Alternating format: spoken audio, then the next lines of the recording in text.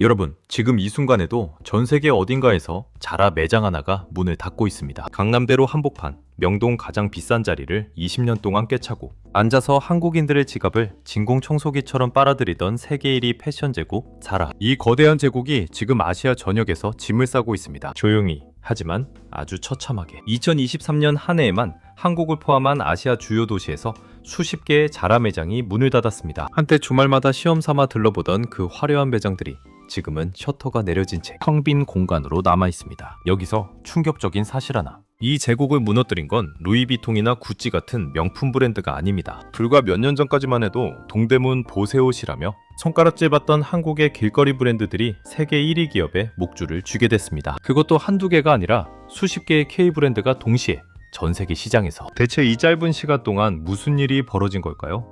오늘 우리는 자라의 잔혹한 몰락 과정을 통해 앞으로 여러분의 비즈니스와 소비 생활에 직접적으로 영향을 미칠 패션 산업의 판도 변화를 완전히 해부해드리겠습니다. 끝까지 보시면 지금 당장 여러분의 사업 방향을 바꿔야 할 이유를 알게 되실 겁니다. 먼저 자라가 얼마나 대단했던 기업인지부터 확인해야 이 이야기가 얼마나 충격적인지 느껴집니다. 자라의 창업주 아만시오 오르테가. 이 사람이 2015년 빌 게이츠를 꺾고 세계 부자 순위 1위에 올랐을 때 전 세계 경제지들이 그의 비즈니스 모델을 앞다투어 칭송했습니다. 당시 그의 재산은 약 80조 원, 지금 기준으로도 100조 원을 훌쩍 넘는 수준입니다. 그가 만들어낸 패스트 패션이라는 비즈니스 모델은 정말 천재적이었습니다. 파리와 밀라노 런웨이에서 명품 브랜드가 신상품을 발표하면 자라는 불과 2주 만에 그 디자인을 교묘하게 변형해서 전 세계 7,000개 매장에 쫙 깔아버렸습니다. 명품의 감성을 5분의 1 가격으로 살 수 있다는 것. 이게 자라를 100조 원짜리 제국으로 만든 핵심 공식이었습니다. 실제로 한국에서 자라는 2000년대 중반부터 2010년대 초반까지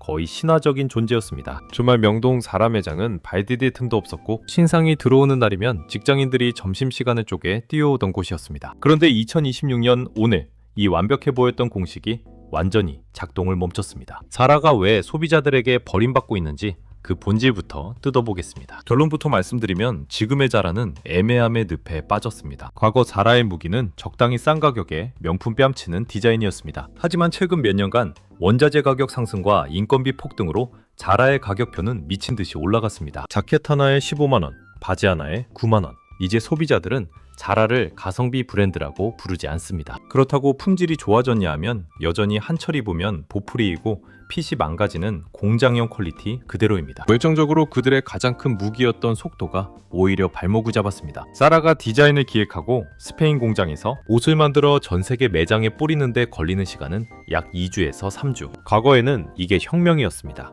그런데 틱톡과 유튜브 쇼츠로 하루 만에 트렌드가 바뀌는 숏폼 시대에 3주라는 시간은 너무나 깁니다. 3주 뒤에 매장에 옷이 걸릴 때쯤이면 유행은 이미 지나가 버린 후인 겁니다. 게다가 자라는 철저하게 오프라인 대형 매장 중심의 비즈니스를 고집했습니다. 명동이나 강남의 수억 원대 월세를 감당하며 크고 화려한 매장을 유지해야만 브랜드 가치가 유지된다고 믿었죠. 하지만 소비자들은 더 이상 옷을 입어보러 오프라인 매장에 가지 않습니다. 유튜브로 리뷰를 보고 체형이 비슷한 인플루언서가 입은 옷을 모바일로 단 3초 만에 결제합니다. 거대한 매장은 이제 자라의 숨통을 조이는 거대한 비용 덩어리로 전락해버린 겁니다. 이렇게 자라가 거대한 덩치를 주체하지 못하고 비틀거릴 때 그들의 가장 치명적인 약점인 가격과 속도를 동시에 물어뜯는 포식자가 등장합니다. 바로 중국의 쉬인과 테무입니다. 쉬인은 자라의 패스트 패션을 뛰어넘는 울트라 패스트 패션을 창조했습니다. 자라가 옷을 매장에 거는데 3주가 걸린다고 했죠?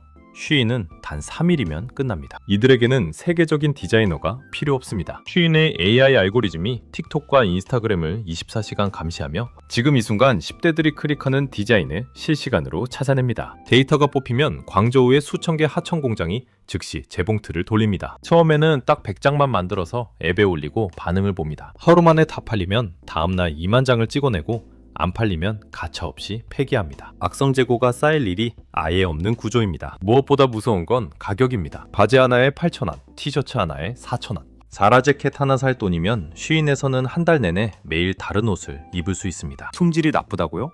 MZ세대에게 품질은 예전만큼 중요하지 않습니다. 어차피 인스타그램에 사진 한 장 찍어 올리면 그 옷의 수명은 끝나는 시대입니다. 어제 입은 옷을 오늘 또 입는 것이 더 끔찍한 세대에게 자라의 10만원짜리 자켓은 너무 비싸고 낡은 브랜드가 되어버린 겁니다. 밑에서는 중국의 초저가 앱들이 자라를 뜯어먹고 있다면 위에서는 한국의 길거리 브랜드와 무신사가 자라의 심장에 치명타를 날렸습니다. 일본 도쿄 시부야 파르코 백화점, 마르디 메크르디, 마땡킴, 아더에로 매장 앞에 일본인들이 수백 명씩 줄을 서는 진풍경이 지금 실제로 벌어지고 있습니다. 도쿄 한복판에서 한국 브랜드 매장 앞에 줄 서는 일본인들. 10년 전에 이 말을 했다면 아무도 믿지 않았을 겁니다. 과거 동대문 보세옷이라며 무시당하던 한국의 브랜드들이 어떻게 100조 원짜리 제국을 무너뜨렸을까요? 그 비결은 바로 팬덤과 문화입니다. 사라에는 치명적인 단점이 하나 있습니다. 브랜드에 영혼이 없다는 겁니다. 사라는 트렌드를 베껴서 만들 뿐 그들만의 철학이나 스토리가 없습니다. 사람들은 그저 싸고 예뻐서 샀을 뿐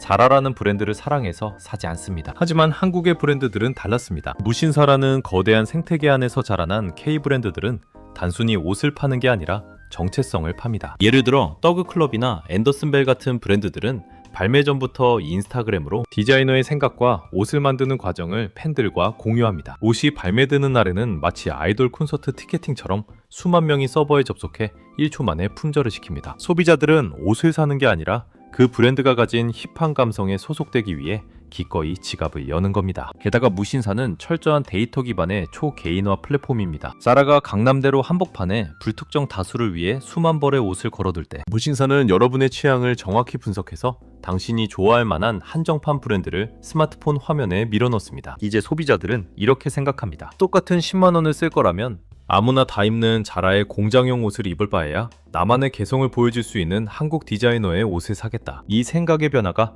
자라의 매장을 텅텅 비게 만든 핵심 이유입니다. 그렇다면 여기서 의문이 하나 생깁니다. K 브랜드들은 어떻게 그렇게 빠르게, 그것도 수백 개의 브랜드가 동시에 퀄리티 높은 옷을 쏟아낼 수 있었을까요? 그 비밀은 바로 세계 어디에도 없는 독보적인 인프라, 동대문 생태계의 디지털 진화에 있습니다. 과거 사라가 스페인 본사 근처에 거대한 하청 공장을 두고 수직 계열화를 이룬 것을 전 세계가 찬양했습니다. 그런데 한국에는 이미 반경 5km 안에 원단, 부자재, 패턴, 봉제, 도매, 소매, 물류가 전부 모여있는 동대문이라는 거대한 공장이 존재했습니다. 과거에는 이 동대문이 아날로그 방식에 머물렀지만 최근 무신사와 IT 스타트업들이 이 생태계에 데이터와 기술을 결합했습니다. 오늘 뉴진스가 입고 나온 바지 디자인을 동대문 디자이너가 스케치하면 내일 원단을 떼고 모레 봉제를 마친 뒤 글피면 스마트폰 앱으로 전국에 배송됩니다. 사라가 스페인 본사에서 회의하고 공장에서 생산해 배에 싣고 아시아로 넘어오는 3주 동안 한국의 브랜드들은 3일 만에 시장을 테스트하고 일주일 만에 완제품을 쏟아내는 기동력을 갖추게 된 겁니다. 게다가 K-팝과 K-드라마의 세계적 흥행으로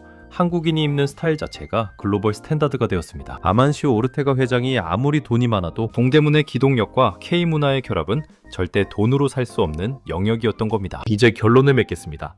사라의 몰락이 우리에게 던지는 메시지는 단 하나입니다. 어중간한 자는 반드시 죽는다. 앞으로의 비즈니스는 완벽하게 두 갈래로 찢어질 겁니다. 테무나 쉬인처럼 압도적인 데이터와 초저가로 승부하거나 아니면 무신사나 한국 길거리 브랜드들처럼 강력한 팬덤과 대체 불가능한 감성을 팔거나, 이 양극단의 시대에 적당히 예쁘고 적당히 싼 자라식 비즈니스 모델은 더 이상 설 자리가 없습니다. 생각해보면 이건 패션업계만의 이야기가 아닙니다. 식당도, 카페도, 유통업도, 콘텐츠 비즈니스도 모두 같은 방향으로 흘러가고 있습니다. 압도적으로 저렴하거나 열렬히 사랑받거나, 이 두 가지가 아닌 모든 것은 서서히, 그러나 반드시 소비자들의 선택지에서 지워지고 있습니다. 100조 원을 가진 세계 최고의 기업도 소비자가 물건이 아닌 경험과 정체성을 소비한다는 본질을 놓치는 순간 단 몇 년 만에 무너질 수 있습니다. 이것이 우리가 자라의 몰락에서 배워야 할 가장 냉혹한 교훈입니다. 지금 여러분이 속한 기업 혹은 여러분이 준비하고 있는 비즈니스는 어느 쪽에 속해 있습니까? 압도적으로 저렴합니까? 아니면 팬들이 미치도록 사랑하는 감성을 가지고 있습니까? 이 질문에 답하지 못한다면 다음에 짐을 싸는 것은 남의 이야기가 아닐지도 모릅니다. 오늘 준비한 비즈니스 비하인드 스토리는 여기까지입니다. 다음 영상에서는 사라를 벼랑 끝으로 몬 테무가 사실은 싼 물건을 파는 게 아니라 여러분의 데이터를 훔쳐서 수백조 원을 벌고 있다는 소름 돋는 진실을 파헤쳐보겠습니다. 구독과 좋아요 버튼 눌러주시면 내일 아침 가장 돈 냄새 나는 비하인드 스토리로 찾아오겠습니다.